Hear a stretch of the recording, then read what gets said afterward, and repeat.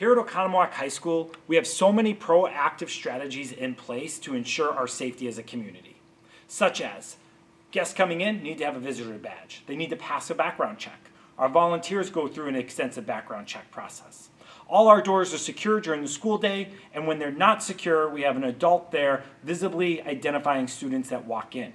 When you go between East and Main campus, you show your ID to get in. We also make sure that we're proactive in our approaches and make sure we have lots of cameras around. We're monitoring those throughout the day to make sure that we all stay safe. However, unfortunately, things happen in this world, and we need to think, if the worst were to happen, what would we do? If an armed intruder got into Oconomowoc High School or to one of our events outside the school day, how would we respond? That's where our safety drill process known as ALICE comes into play. ALICE stands for this: alert, lockdown, information, counter, evacuate. Let's focus on the A and the I.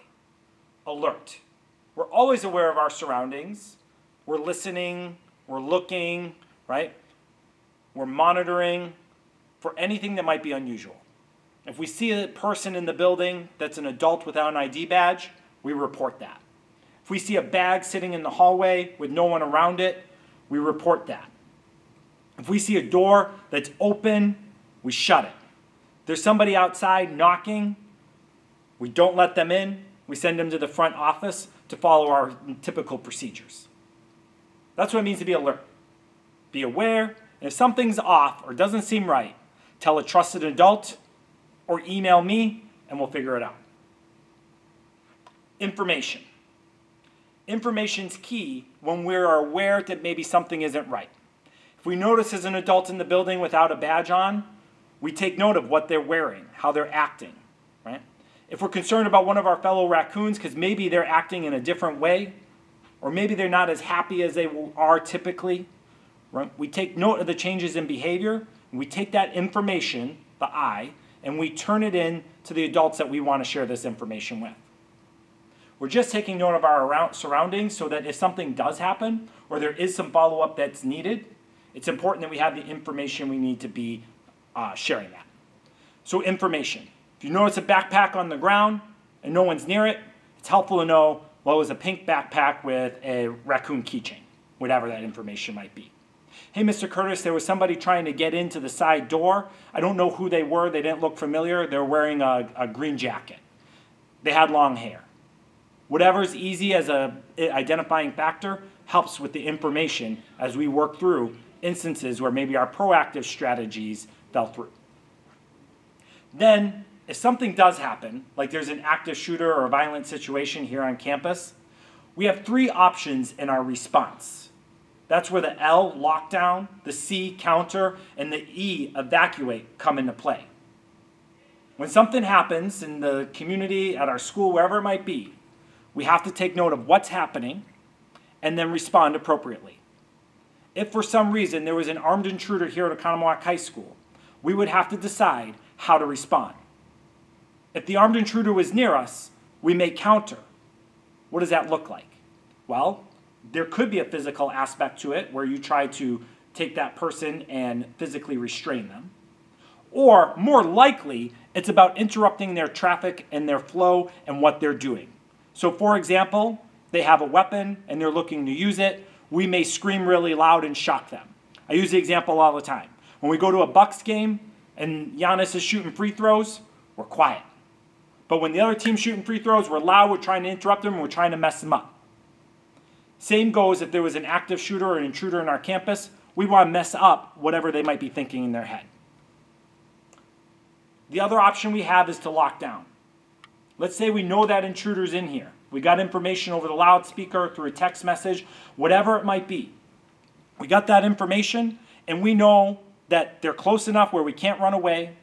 They're not close enough where we would counter or interrupt them, but the best thing might be to lock down in our classroom. That's when we shut our door, we make sure it's locked, that's why we teach with our doors locked, and we build up a barricade to make sure if that intruder gets in, we slow down their efforts and or we stop them completely. Then last but not least, if possible, we evacuate. We get out of the building or the area where whatever's happening is happening. If we were on North Campus and we have information that there's an active shooter in the field house, we may run out the doors and run off campus and wait for another adult to tell us what to do next. The sad thing is when something like this happens, there's no plan book, there's no blueprint on how to respond. We just have to know in our heads that we need to counter, evacuate, or lock down. Turn to a trusted adult. If you don't know what to do, turn to a friend and they'll help coach you through it. We'll practice our Alice situations in October and again in March as we think through the scenarios that might happen not only here at school, but after school and out in the real world, and we try to keep ourselves safe. All right, there's always a lot of questions when it comes to Alice. So here's just a few that pop up from time to time. What if we're in passing period? If we're in passing period, those same principles apply, right? If we hear something that is like the equivalent of shots being fired and it's passing period, and we know we're close, we yell, we scream, we jump in the room, we shut the door, right? You got to think about yourself at that point in time and then make sure you can do whatever you can to keep yourself safe. Get out of the building if you're near the doors, whatever it might be. What should we do if we're in a classroom at East with glass windows? Yeah, always comes up. The glass windows at East, especially downstairs, in the lower floor or upstairs with the garage doors, right? There's a lot of glass. That's just the situation and scenario we're in, right? Now those doors do lock where you can barricade that one door that comes in. If they're shut, you can do that. But at East Campus is so small, chances are your best bet is to evacuate or you're going to be in a situation where you have to encounter. What if the door opens out during like a barricade or lockdown situation? Yeah, well, what have you guys done in a barricade lockdown situation where the door opens out like this classroom? Find some sort of rope or like extension cord to wrap around the handle and pull from a distance, a safe distance. It's good. You answered your own question. Yeah. That's awesome. There are products out there that people have bought and suggested to me that we purchase for our school, but we have to also remember there's safety in a lot of different aspects, right? We have to make sure those types of devices and things are up to fire code. So yes, an extension cord, a rope, a belt, something to kind of trap that. But again, if the door is locked, there isn't necessarily a need to make that kind of device. The door's locked, you can pile stuff in front. The whole goal is to slow down that intruder when they enter into your room. We never want to have to encounter or deal with this type of situation. But again, Alice, it gives us a framework. Be alert, gather information so that we can lock down, counter, and evacuate. So that when we're going through that situation, that stressful encounter we have in our lives, we have a game plan on what we might be able to do to keep ourselves safe.